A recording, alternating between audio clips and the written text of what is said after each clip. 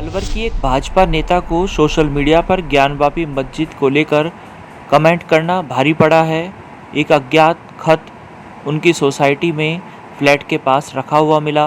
खत में धमकी दी गई है, 56 टुकड़े करने व सर कलम करने के लिए कहा है। साथ ही पूरे मामले को लेकर कई टिप्पणी भी की गई है। तो वहीं मामले की सूचना चारुल ने पुलिस को दी। पुलिस जांच में जुटी है। भयभीत तो नहीं हूँ, थोड़ा असुरक्षित जरूर महसूस कर रही हूँ। सुबह 7:45 बजे की बात है। मैं और मेरे हस्बैंड दोनों बच्चों को स्कूल छोड़ने के लिए लिफ्ट पर खड़े थे। तभी लिफ्ट के पास एक विंडो है, उस पर मेरे पति की नज़र पड़ी। उसमें एक एनवलॉप रखा हुआ था। जैसे ही हमने उस एनवलॉप को देखा, उस पर मेरा नाम, मेरा पता और मेरा फ़ोन नंबर लिखा हुआ था। हमें लगा कि ये अजीब सा, तो हमने उसको जैसे ही ओपन किया, उसमें एक पत्र निकला और उस पत्र की फोटोकॉपी मैं आपको दिखाना चाहूँगी कि ये पत्र था। इसकी ओरिजिनल कॉपी तो पुलिस वाले ले गए हैं और ये फोटोकॉपी है।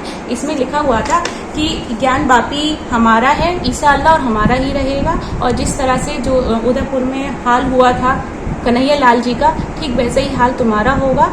तेरे 56 टुकड़े होंगे और मोदी जी भी नहीं बचा पाएंगे। अगर मोदी जी भी इस तरह का केस करते हैं तो उनका भी सर कलम कर दिया जाएगा। और इस तरह का एक लिखा हुआ है, इसमें ध्यान रख, गुस्ताखे रसूल की एक ही सजा, सल्तन से जुदा ये कहा गया है। और ये कहा गया है कि तेरी आखिरी तारीख 25 सितंबर है। क्या पोस्ट किया था? आपने लेटर दिया, पुलिस को शिकायत दी, क्या रिएक्शन अभी तक मिला है आपको, जवाब, यानी आप संतुष्ट हैं पुलिस की कार्रवाई से? जैसे ही मुझे ये पत्र मिला, हमने 100 नंबर पर कॉल करके पुलिस को इन्फॉर्मेशन दी और इन्फॉर्मेशन देने के 1 घंटे बाद पुलिस आई।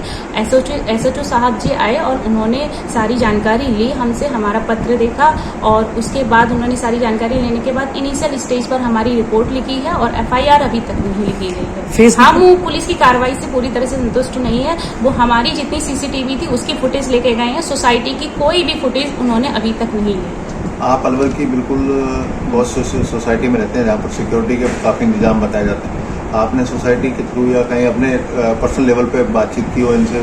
हमने सोसाइटी में बात की है, तो सोसाइटी का जो कॉरिडोर का मेन जो फुटेज है वो बोल रहे हैं मेंटेनेंस वाले कि ये फुटेज 17 सितंबर से काम नहीं कर रहा है। और लिफ्ट के दोनों फुटेज काम कर रहे हैं, लेकिन जो रखने वाला है एनवलॉप वो सीढ़ियों से आया है, वो लिफ्ट से नहीं आया है।